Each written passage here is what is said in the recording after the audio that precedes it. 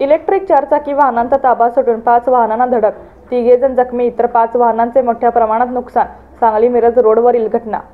Sangli Miraj road लगत चंदनवाडीजवळ सेवा सदन hospital समोर आज इलेक्ट्रिक चारचाकी वाहनांनी 5 गाड्यांना धडक दिल्याची घटना घडली आहे.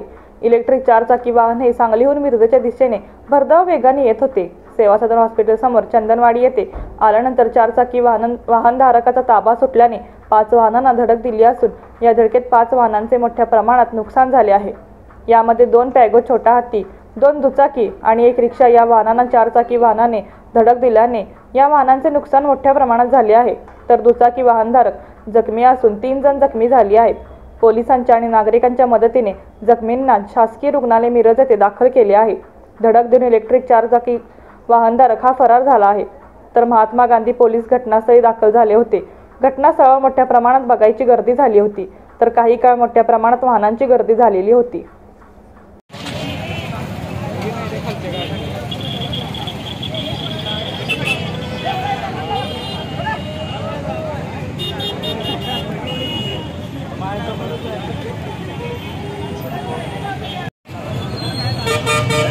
ए भाई